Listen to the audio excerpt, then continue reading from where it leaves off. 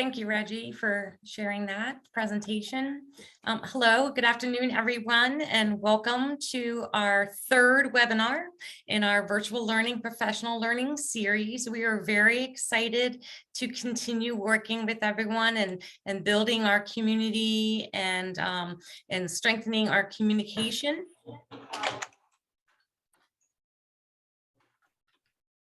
And we are your normal presenters here. So I'm Meg Foley, I'm the coordinator of virtual learning. And with me sharing his presentation is Mr. Reginald Fox, goes by Reggie, and he is our virtual learning specialist. And together we are the virtual learning team at the Department of Education.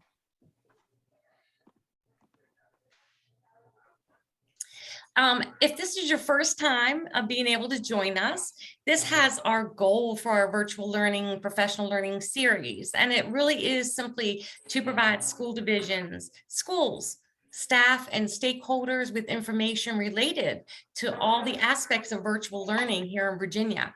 And our emphasis began with and is continuing with policies, procedures, professional development, and implementation of the virtual programs. So this is our third one, and it's a follow-up from some of our topics that we had on February 2nd.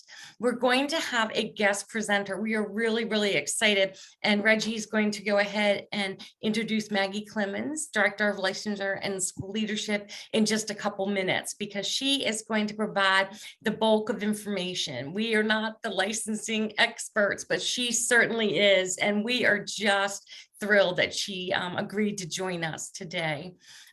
We're also going to talk, when she has her presentation part, about the IPAL and about teacher licensure and how it contributes to accreditation. All right, thank you, Meg. And good afternoon to those of you. Thank you for the introduction, Meg.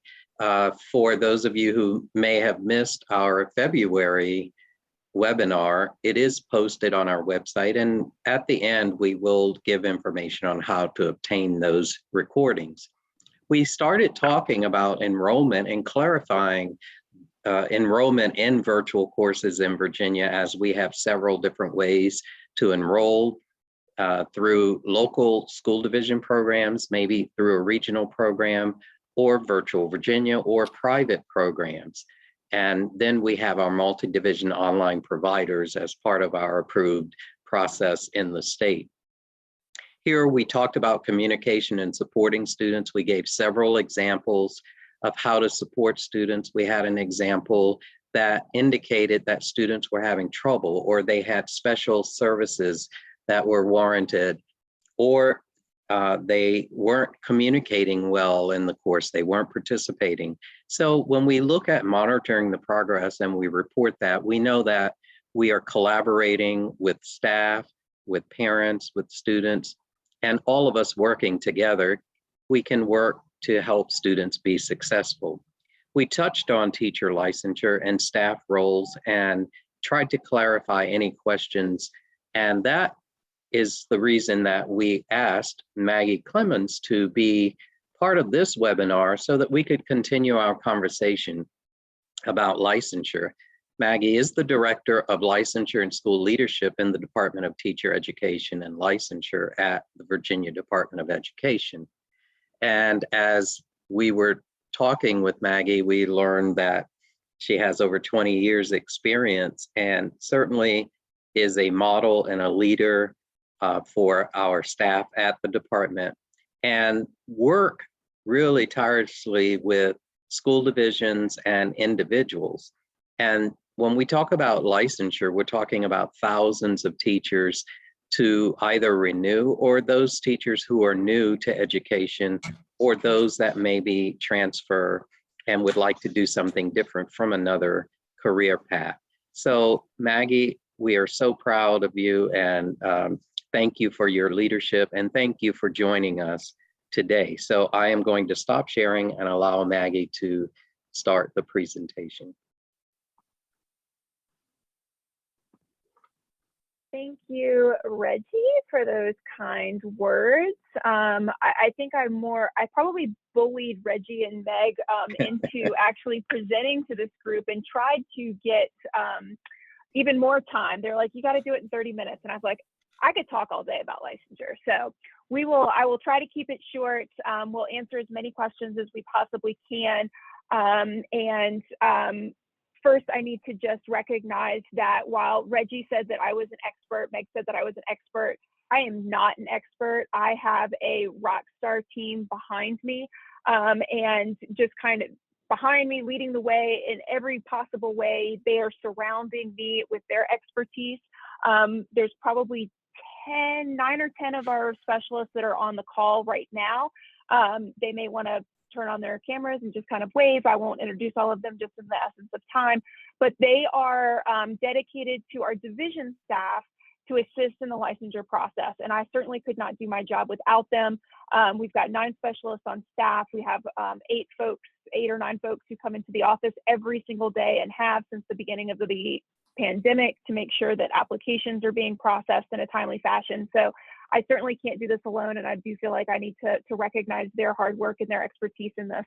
But I am really excited, and like I said, to present for our multi-division online providers. We have discovered this, and I was trying to hit my enter button, which doesn't seem to be working. Why isn't my presentation working? Hold on, there we go. Maybe it was just tied up for a second. I wanted to present because we realized that we had not, in the past, had a really strong communication presence with our online providers. And we wanted to make sure that everybody was on the same page, because what we discovered is once the pandemic started, obviously it became more and more apparent that the school divisions were going to need virtual teachers just to meet demand of their instructional school and their instructional schedules and their school communities. And so wanted to make sure that we communicated with you guys. What we were finding, hold on, I'm going to start muting a few folks and I apologize. I want to start with our resources. The first, and I'll have Reggie send this presentation out, or ask Reggie to send this presentation out. There's links throughout this, but I want to just kind of touch on these 4 resources for folks. The first link is our licensure webpage. This is the webpage that is our landing site. It is, in the past couple of months, we've had some tweaks to it, so it's a little bit more easy to read and navigate, but still difficult for those folks who may not understand the process, but I wanted you to have the link. The regulation information is basically our code of where and how we do things. Like if you want to know what are the requirements for an endorsement, this is where you would go. What are the conditions for licensure? This is where you would go, because it's all written in our regulations. So that's what the second link is. The third link deals with our assessment information. So if you have questions about what assessments need to be taken, RVE, VCLA, praxis exam, you're going to find that document there. And this last piece is kind of hidden on the DOE website, and you kind of have to know what to search for in order to find it. And we're going to dig into it this afternoon because we want to dig into the why is this so important. And so I have linked here the school quality profile so that you guys can preview that at your convenience, but I do have some snapshots in the presentation. So I want to start with the types of licenses in Virginia, and we're not going to talk about all of these, and this is not an exhaustive list by any means, but I do want to highlight a few because I'm going to say them out loud, and I want folks to be able to understand what I'm talking about. I'm going to start on the left-hand side with our renewable licenses, and we're going to kind of focus on these top 4. PGP is our postgraduate professional license. This is for folks who have a master's degree. Collegiate professional, this is for applicants with a bachelor's degree. And I want to note that if they have a collegiate professional and they earn a master's degree to be converted to a PGP, we don't know that unless somebody tells us. So the school division is going to have to, or the applicant is going to have to inform us that they earned a master's degree. So I just wanted to make sure that you guys were aware of the difference on that. TP is for applicants who may not have a college degree, but these are our folks that typically are in our CTE world, and they have those industry credentials and have years of experience. And we want to make sure that that experience is translated to our classrooms and our kiddos, and they have the opportunity to be around professionals. So we do have a specific license for those folks. And then the last one on this list that I just want to highlight is our online teacher license. And this is going to be really important later in the presentation. But this is for folks who want a 10-year renewable license, but they are only going to be teaching online. This is not for brick or mortar teachers. This is only for teachers that are going to be teaching online.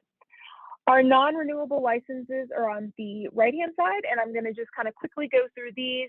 Non-renewable licenses basically means that you're going to have 3 years to satisfy the deficiencies. This enables us to put folks who meet the minimum requirements into a classroom to teach, but then they have 3 additional years to work on those requirements, satisfy those requirements, and then we can convert it to a renewable license. So we've got provisional licenses. We do that in special education provisional licenses. We do that with career switchers. And then again, on the online provisional teacher license. So that's down there at the end as well. The other 2 licenses I have on here because you may see these, but these aren't ones that you would necessarily work with a lot. But if you see them, please reach out to a school division, because it doesn't mean that the teacher is ineligible to teach. It just is a different license type. So we just want to make sure that you guys have seen these licenses and that you have seen the abbreviations. And the most important thing that I want to say about all of our non-renewable licenses, especially, is that as a online provider, you need to work with a school division to ensure that your folks are properly licensed and endorsed. And we're going to talk about why that's important.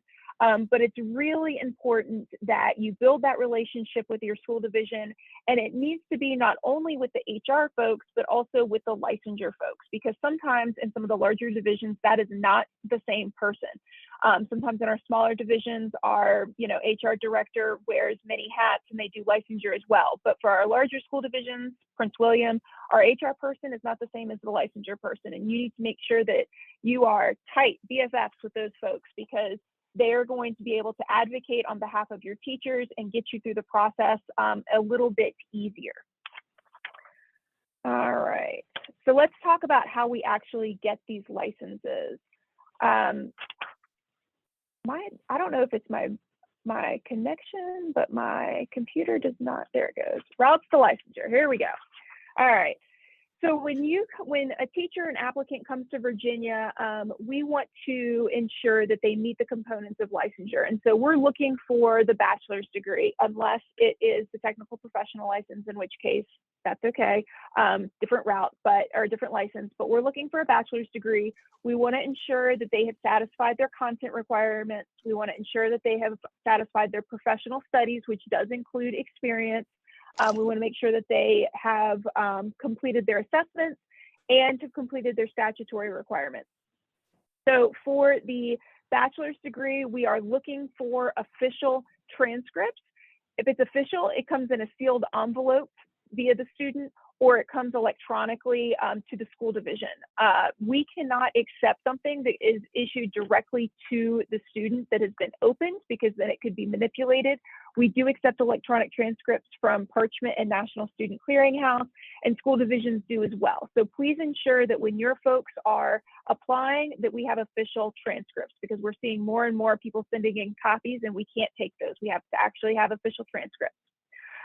For content requirements, this goes back to the regs, that second link that I put on the resources page. If you want to know what somebody needs to do to ensure that they've satisfied content requirements, you're going to find those content requirements in the regulations.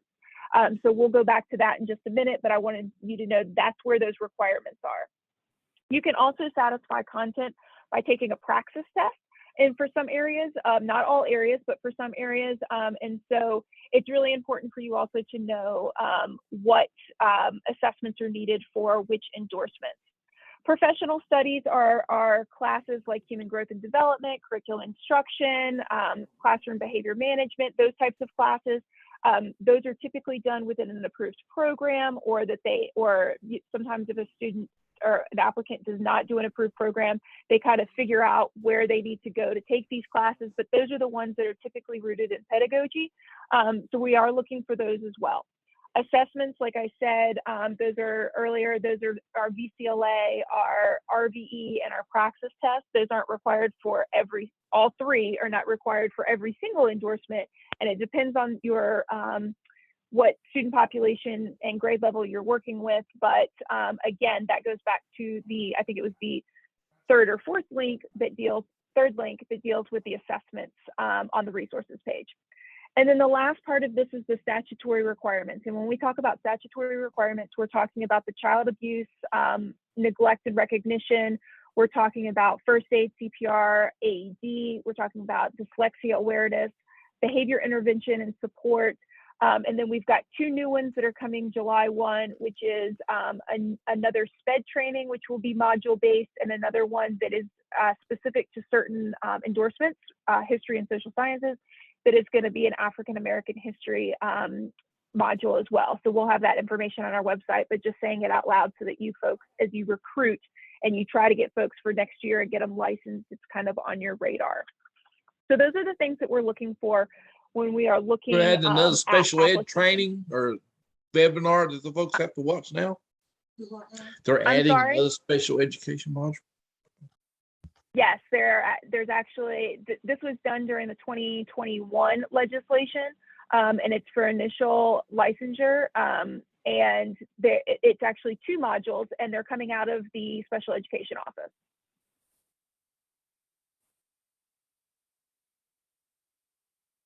All right. So how do you get the license? You know, we've gone through the components. How do you actually get the license?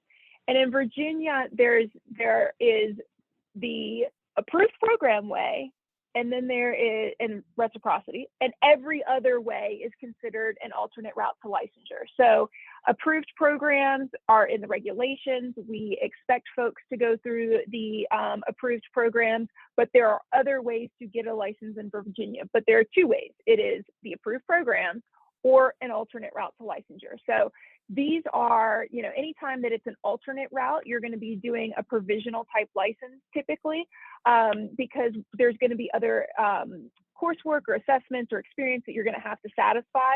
But we want to get you into the classroom as soon as possible. So we want to be able to issue that provisional license. So these are the routes, and we're going to kind of dig into these. Sorry, let me mute some people. All right. So the approved programs, this is what we're going to call our package deal. These are the folks who go to Institute of Higher Education. They do a teacher prep program, and it literally includes everything they need for licensure. It's the content coursework, it's the professional studies coursework, it's the student teaching, the assessments, and the statutory requirements. They fill out a college verification form, check.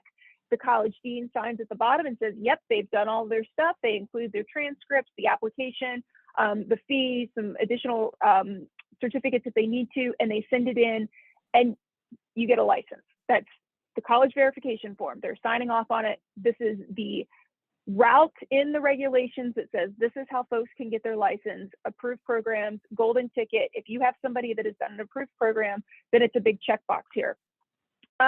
I did list, these 2 are links down here as well, for programs and contacts in Virginia. So I think we have a little over 3 dozen universities that have teacher prep programs, approved teacher prep programs. So this is a list in their contacts. And then the last one is the list of approved programs in Virginia, and it divides it up by who the institute is and what endorsements and approved programs they actually have. So, you know, it might be Virginia Tech, and it might be, you know, they have a history endorsement program. It might be, and it lists all the ones that they have approved programs for. So I left those links on there for folks to be able to explore on their own as they can. Reciprocity is for folks who have a valid license with comparable endorsements coming from another state. And we're seeing a lot of these because we've got folks who are online teachers who work for, several different states. And so they are applying for Virginia licensure and they're using their out-of-state license. That's great. But the key to this is they need to have a comparable endorsement that's in force at the time that the application is made. And so a comparable endorsement would be English 6 through 12. We have an English 6 through 12 endorsement. An example of an endorsement that is not comparable would be a state who only issues a physical education endorsement. Ours is health and PE. So that is not a comparable endorsement. So they're likely going to have to go through an alternate route in order to satisfy the additional coursework to get an endorsement in health and PE here in Virginia. Same with history. This is another one that we're seeing a lot. History is not a comparable endorsement in Virginia. It's history and social sciences. So, folks who come with a valid out-of-state teaching license is great, but there's an extra layer to that. We need to make sure that they have a comparable endorsement. If they don't, it doesn't mean that they can't get a license in Virginia. It just means that they're probably going to have to go through an alternate route because we're going to have to evaluate to see if they've got the additional coursework and they've done that additional coursework to satisfy our endorsement requirements. So reciprocity is also in the realm of possibility. I just want to point out that it needs to be a comparable endorsement. All right. Alternate route. So you've got your approved route and your reciprocity route, and everything else would be an alternate route to a provisional license. And in order for an applicant to get a provisional license, the most important piece to this is that they have to be employed by a local school division, or the local school division has a contract with the MOP, or whatever it may be. They are going to be part of a school division because they are going to be a teacher of record for some of our kiddos in our school communities. But they have to be through the school division. That's the only time that they can get a provisional license. So the reason I'm saying this is because if an applicant has an out-of-state license and they apply, they just send in their application on their own, and let's say they have that history and social science, or they have that history Colorado license, we're not going to be able to issue them a provisional license because we have no way of knowing that they are actually, maybe part of the Stride community and they're got a contract with one of our school divisions and they're actually providing services to our kiddos. We don't know that because they applied on their own, and we won't be able to give them a provisional license because the school division's not asking for it. So that's why it's really important for you to make these connections with the school divisions to ensure that they are submitting these applications on behalf of your teachers for Virginia licensure, because the school division is the only one that can issue or that can request the provisional license. So that's number one. So the alternate route earned a bachelor's degree. We need to make sure that they have that bachelor's degree and they meet the minimum requirements for the endorsement area and conditions for licensure, including statutory requirements. And so they are going to meet if you're going to be issued a provisional, you're going to meet the minimum requirements for licensure. Doesn't mean you have to have all of them. It means that you have to have the minimum amount. And so again, that goes back to the school division, ensuring that they have gotten the minimal amount so that they can get that provisional license so that they can still teach in Virginia, be a teacher of record, but they have time to get those additional coursework,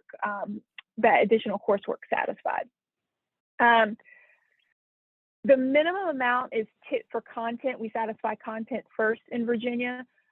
So they can satisfy that content with a praxis test if that's available, not for all of the endorsements, but for some of the endorsements. So like history, if they had an English major in college, but they are now assigned to teach a history class and if they've passed the praxis test, they've satisfied that content for history and social studies because they took that praxis test.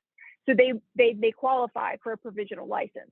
So there's a lot of nuances here to satisfy content and to work through the division and to meet the minimum requirements in order to get a provisional license if they do not have that comparable license or comparable endorsement coming from out of state.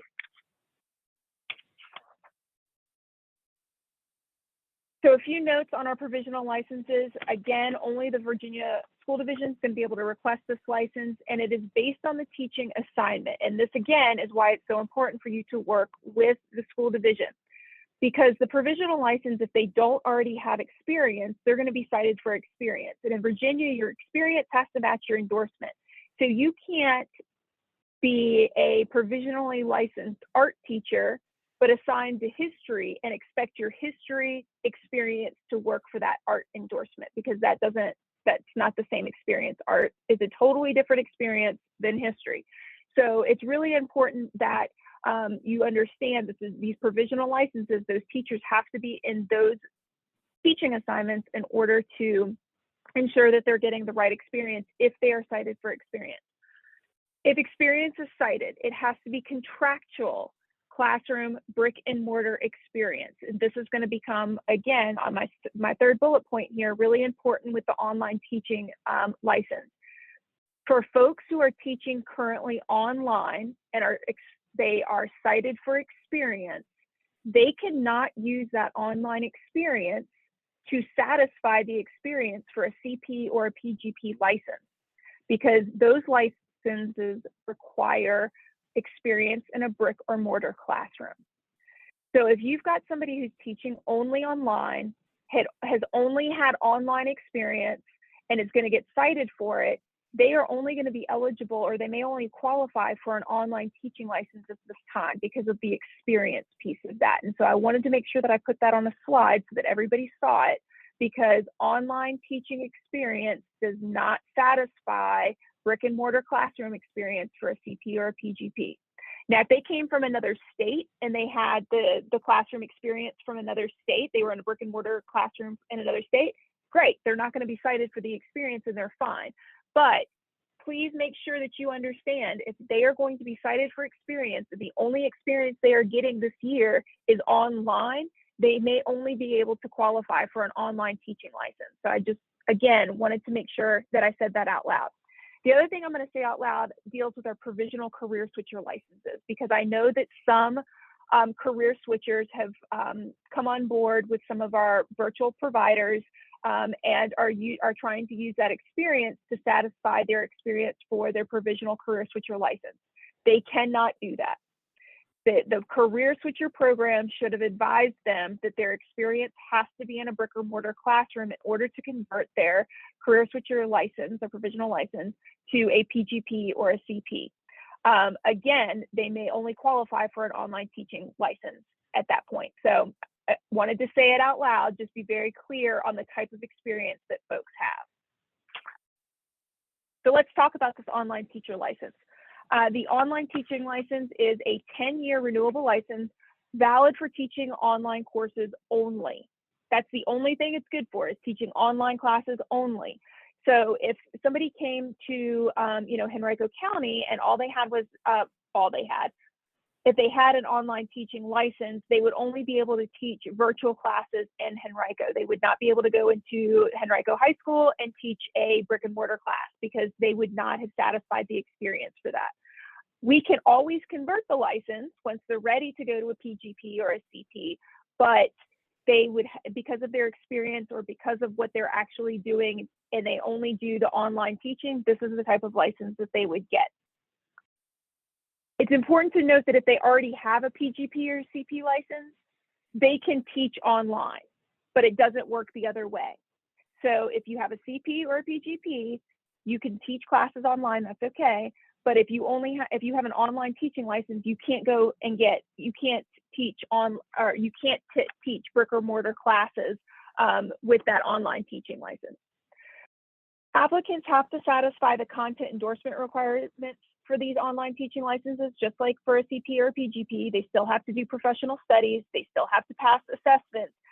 And they also have to complete an online instructional procedures course. And this is where we're getting folks tripped up, because it looks like the same type of license, but for our online teachers only, we're asking them to also do that online instructional procedures course. So if they come to us and they have an expired out-of-state license, and maybe they only taught all online and they want to teach all online here, They've probably satisfied their content endorsements because they had that out-of-state teaching license. They've probably done their professional studies because they had that out-of-state teaching license.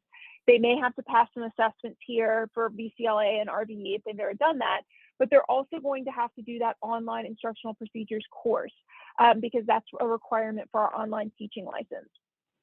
And I also want to point out that you cannot get a provisional license in special education if it's an online teaching license. So if I've got school divisions on here and you are looking for teachers that have a SPED endorsement and they have a provisional license, that they should not be doing experience online to satisfy that experience for the provisional license in special education. I see a chat box open up. Okay, that says thank you. All right. So now we need to talk a little bit about why this is so important. So we're going to talk a little bit about school quality profiles. And again, I'm getting a delay on there we go, school quality profiles. So really, an overview here is school quality profiles is our public way of messaging the performance of our Virginia public schools. And it encompasses a lot of different indicators. So the first big one, obviously, is accreditation.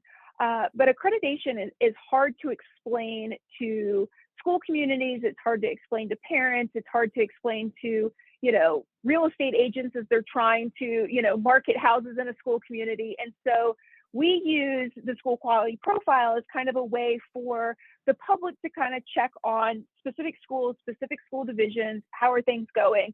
And this is kind of where all of that dumps into, is the school quality profiles. And then it aggregates into, there's magic behind it, pixie dust behind it, that aggregates into accreditation. And so parts of accreditation, there's accreditation for elementary and middle schools, and then there's one for high schools that is very similar, but it's not just on SOL scores. We were very intentional a couple years ago and kind of revamped that accreditation process.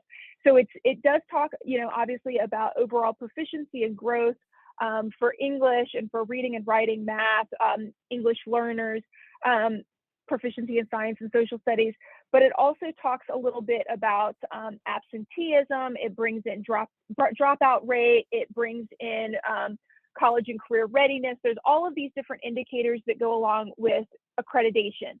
But a lot of that stuff pops into our school quality factors.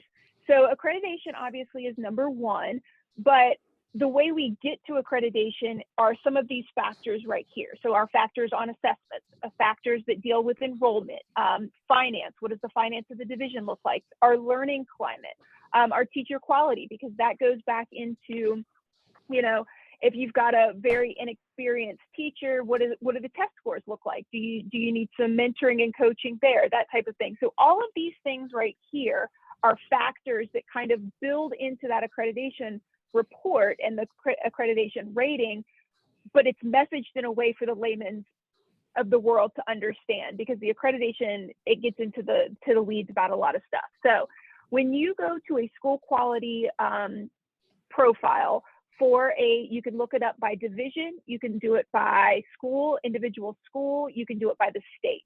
I've selected one right here. This one is in Lexington. So you're going to find, this is just the elementary school. You're going to find all the information about the general school information. Accreditation has been waived because of the coronavirus over the last couple of years. But the first year, if you went back, you could go back and look at old accreditation reports and you can see, when they got their accreditation done and that type of thing. So you're going to see this information. And then you're going to get these factors down along the bottom. And on the website, these are each individual buttons that you can press and see the information that goes along with it. So for teacher quality, the teacher quality tab reports student ratios. It does teacher education attainment, provisionally licensed teachers. There's a lot of information on here. And I've just grabbed teacher quality out of here because this kind of goes back to what we affectionately call the IPAL report for our school divisions. And this is where we are actually school divisions are telling us if their teachers are properly endorsed and if they're properly licensed. And so you've got out of field teachers, you've got inexperienced teachers, and you've got out of field and inexperienced teachers. And so we're trying to figure out that this is, again, a way to message to the public. At this particular school, 8.3% of their teachers are out of field, meaning that they're licensed and they've been teaching more than 1 year, but they're not teaching they are not the teacher of record for a class that meets their endorsement. So it might be a teacher who is endorsed in history and social sciences, but might be the teacher of record for the yearbook class. You know, because they've got experience in that, and that's something that their school really loves, and they want to be able to make sure that they have, in their eyes, somebody that's got that experience, but in the state's eyes, that person is not endorsed to teach yearbook. So that might be an example of somebody that's out of field. Inexperienced teachers are folks who have 0 years of experience. So these are our folks that are likely provisionally licensed or are right out of their approved program, and this is their first year that they're going to show up on the IPAL report. Out of field and inexperienced, again, those are folks who are not in their endorsement area, maybe just in their first year of teaching. So that's where that's going to show up. And it also gives you, you know, the metrics on the division, like how does this school measure up to the division and how does this school measure up to the state? So in the division, this one has a lower percentage of out of field teachers than all of the schools in their division, but it's higher than the state metric there because the state metric is only 3.2 out of field teachers for this particular area right here. So the thing that I need to just kind of tell you is that these school divisions, why this is important is because of the role of the divisions. In Virginia, school divisions are the captains of their own ship, basically, when it comes to accreditation and the factors that go into accreditation, because they're the ones that are on the ground level. They know their students, they know their school communities, they know where they're going to have to make some effort to change the metrics, right? So it is required by law that teachers have a license, whether it's provisional license or a full renewable license. It's required by law for them to be properly licensed and endorsed. So that's under our Code of Virginia and it's under ESSA. And the human resources officers and the licensure staff work in coordination to ensure that the teachers that are being hired are going to actually qualify for a license, and then in turn are assigned to a course that they are allowed to teach because of their endorsement. And that goes into Sched Codes. Sched is a national coding system. It stands for School Courses for the Exchange of Data, I think is what that stands for. And so it's a national coding system. We do that so that if a student goes from a history Sched course here in Virginia and they have to, you know, military families travel to California, that Sched code is going to match the California Sched codes, and it's going to show that that student did actually take that class in Virginia so that they get the graduation requirement checked off in California kind of thing. So it's really important that the school division assign the teacher to a class that they are then properly endorsed in. So school divisions can tell us, I'm going to assign this teacher to a biology classroom. We think that this person is going to qualify for a biology endorsement, and they send the application paperwork to us. And so we are then looking at it as a biology endorsement because they've told us that they want us to look at it as a biology endorsement. If they had asked us to look at it as a middle grades 6 through 8, that would be a totally different science, middle school 6 through 8 science. That might be a totally different ballgame because one, the requirements for the endorsement are different. And maybe this person only has a biology degree and didn't complete all of the things that they needed to do for the middle grades 6 through 8. And maybe they're actually assigned to physical science in middle school rather than the life sciences of biology. So there's a lot of nuances there, and it's really important for school divisions to understand the assignments of their teachers, their endorsements behind their licensure to make sure that they all match up. School divisions have the resources in our database to help them with this. The human resources offices The licensure offices and the data folks in the school divisions have access to what the Sched codes are. They have access to what the mapping looks like, so they know that if somebody is assigned to a U.S. history class, they have to have the history and social sciences endorsement. They have all of that mapping, and they can use that in order to direct us on how to evaluate those applications. And it's important, and I say that they're the captains of their own ship, because in the accreditation process, they have control over certain things, right? Like they have control over who they hire and if they're highly qualified. So they want to make sure that they have a very high percentage on the school quality profiles on that teacher quality, because they know, maybe their graduation rate is not as high as it needs to be in order to meet that threshold for accreditation, right? So they're going to want to make sure their percentage for licensed teachers that are properly licensed and endorsed is super high, so that if their graduation rate is kind of down here, it'll kind of start to even out a little bit, and then on that accreditation report they get the accreditation rating that they need and that they want, obviously, because everybody wants to say that they're accredited. Maybe it is their dropout rate that is affecting their accreditation, and so again, trying to bring that teacher quality percentage up as high as they can and not get those dings on that IPAL report. That's going to help them keep this high up here, so that if they are going to get, on their accreditation ratings, if they're going to get lower accreditation ratings on pass scores or on graduation rates, dropouts, absenteeism, etc., they can start to even that out a little bit on accreditation. So it's really important for the school divisions to understand that they have to communicate to the licensure office what the teacher is teaching, and then they're going to double check the endorsement, and we're going to help them with that. And that, again, is why it's so important for you to go through the school division, because the school division is going to assign your teacher to the teacher of record. So what is your role? So first of all, you need to be best friends with your main contact person in your divisions that your folks are going to, whether it's licensure or it's HR or both.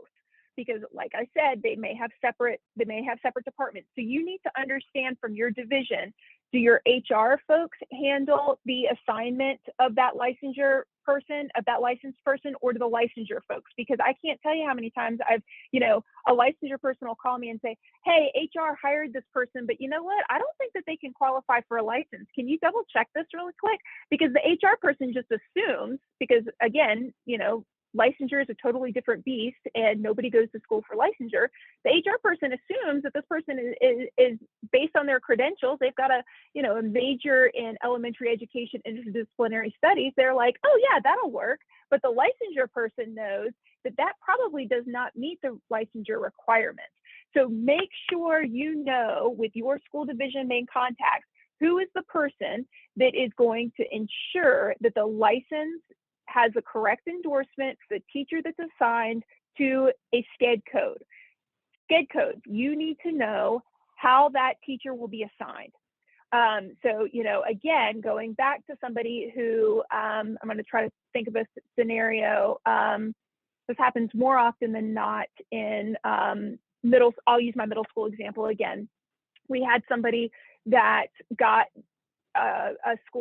they applied on their own and they got a biology statement of eligibility, meaning that if they got hired by a school division, they would be eligible for a provisional license in biology. They had a few things that they were going to be cited for, but they would be able to get a biology provisional license. But the middle school had assigned them to teach physical science in the middle school, and biology doesn't cover that endorsement. That Sched code for physical science does not allow for the biology endorsement to cover that class for that record. So make sure you understand what assignment they are going to be assigned to. And then ask what endorsement a teacher has to have once they're assigned to a particular Sched code. Because again, the school division has this resource and they can help you navigate that process. They are going to be able to do that for you. So again, going back to, it is more important for our virtual teachers to go through their school division where they are the teacher of record to ensure that those applications go through that division, because the division has more flexibility in requesting provisional licenses if they don't meet the mark for a full renewable license. And we want to make sure that that teacher is at least licensed on some level with a provisional license.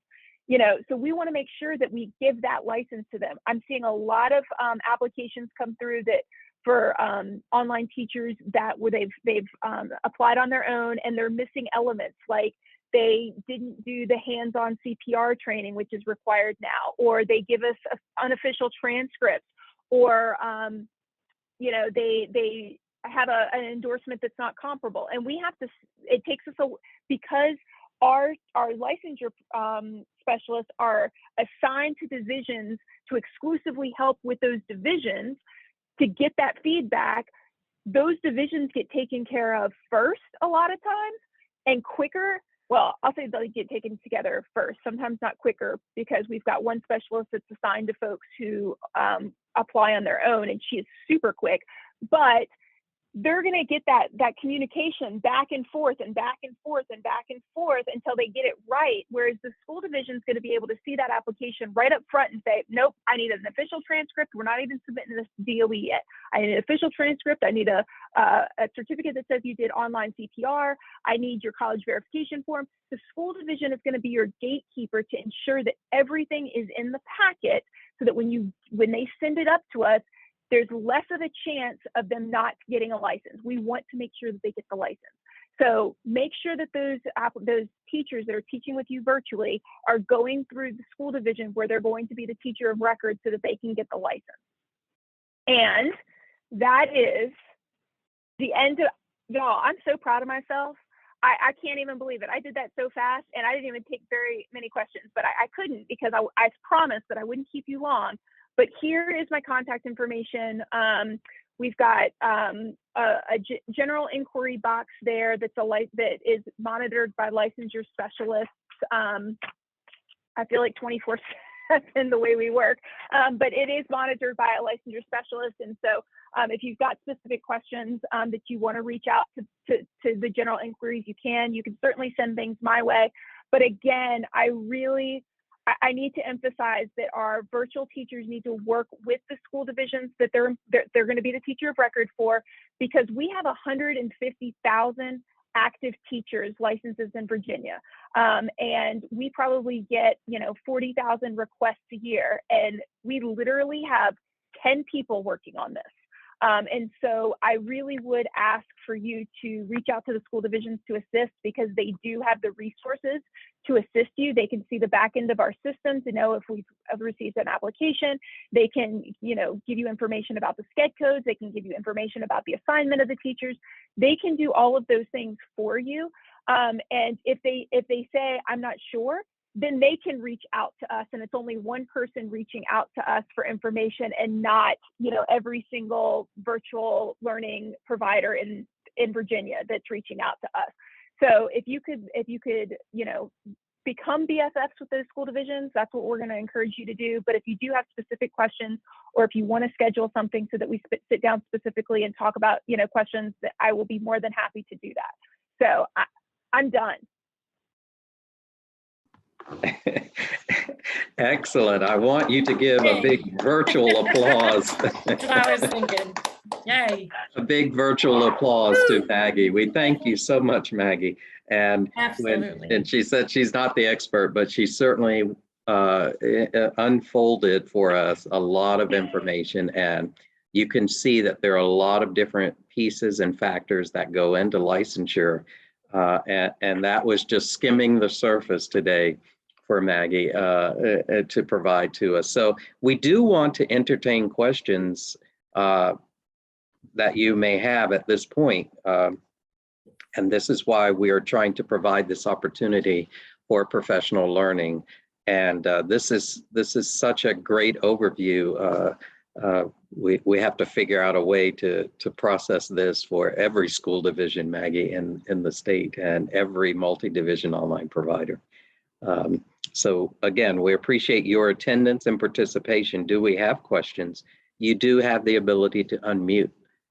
So feel free to unmute and ask a question.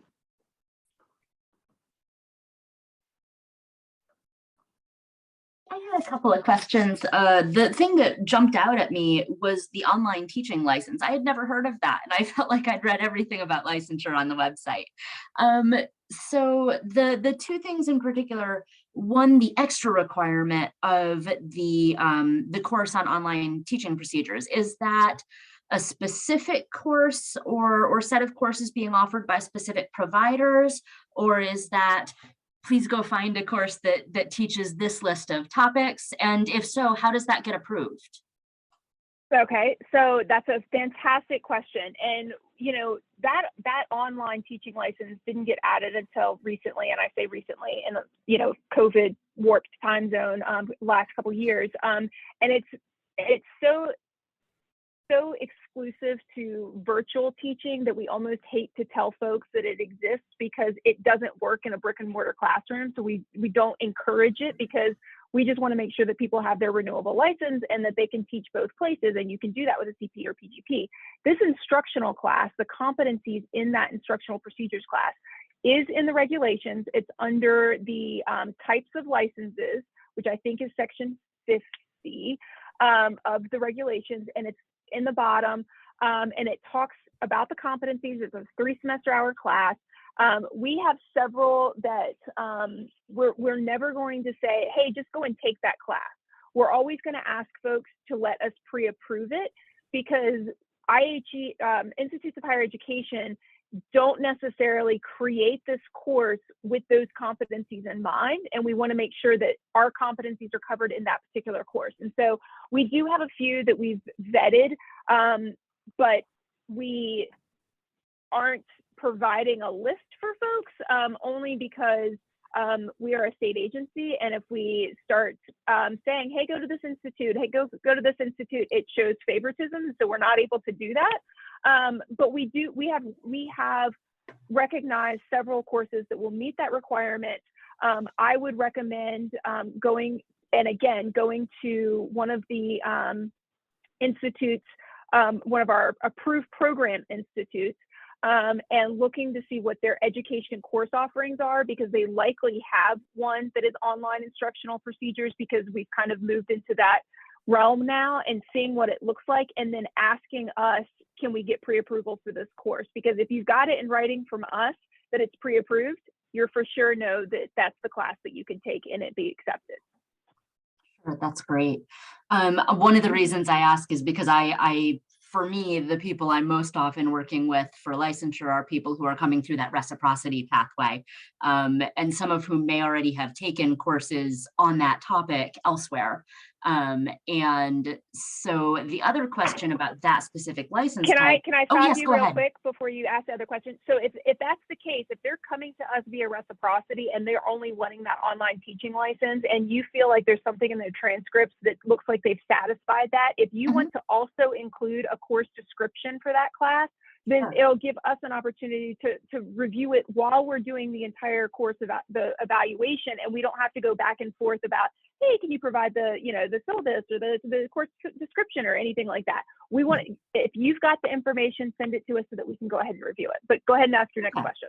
Great. The other thing was, I noticed that particular slide on the online teaching application or license didn't specify the statutory requirements. And I know a lot of those would probably be the same anyway.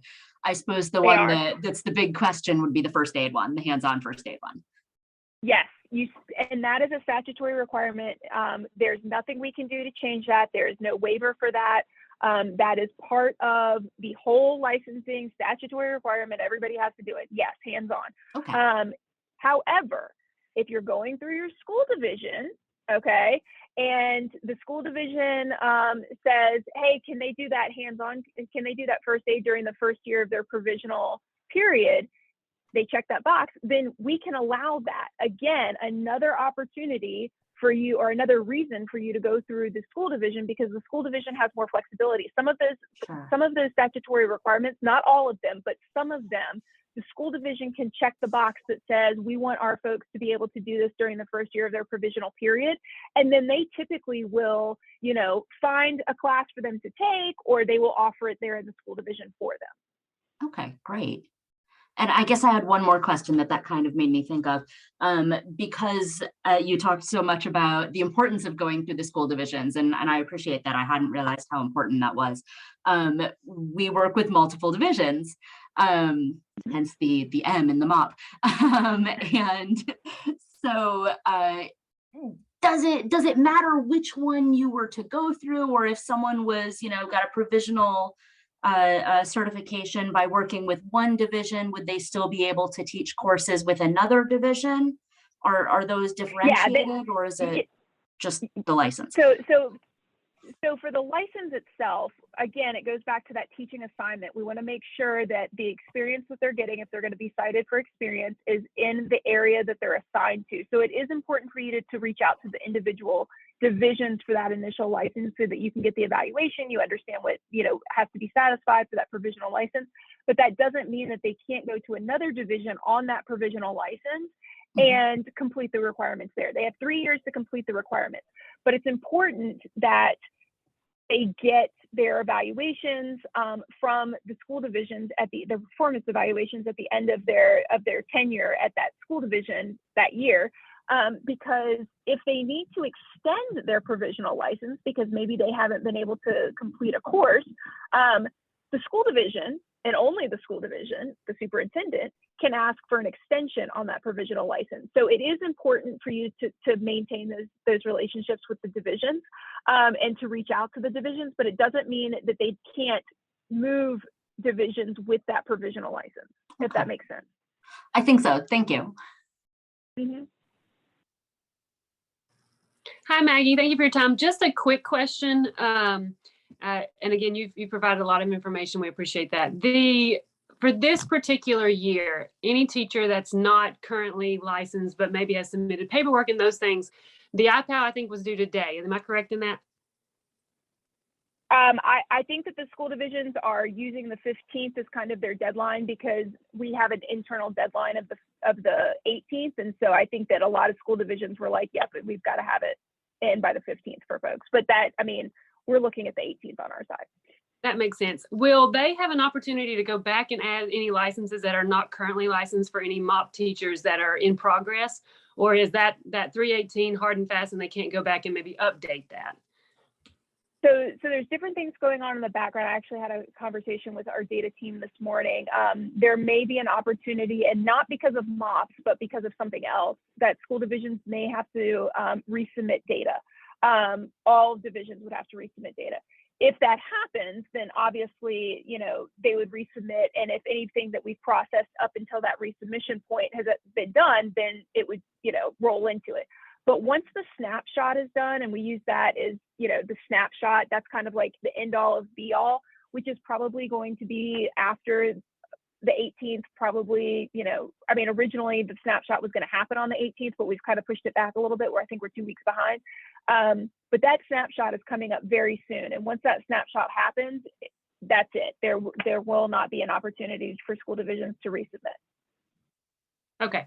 I just want to be able to communicate the information clearly with my divisions. And I thought we want those school quality profiles to be accurate, right? We want them to reflect true licensure. And so opportunity if that licensure came through for that to be updated. But I know that you have to have a deadline and that. Yeah, and I will say this too, our specialists have and we're actually going to get another list probably tomorrow or the next day.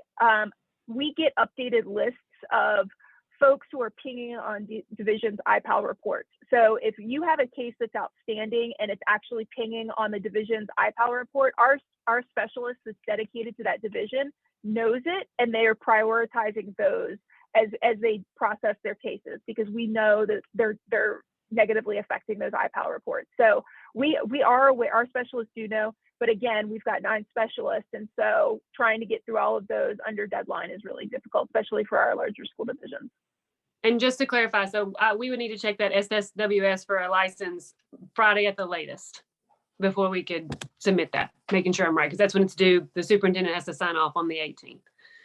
Yeah, the superintendent has to sign off on the 18th. So the license would have to show on the public verification or an SSWS on Thursday. Yeah. Okay. Just wanted to make sure all my dates were right. Thank you. Mm-hmm. But again, that's subjective if they have the opportunity to resubmit. Right. We'll see. Okay.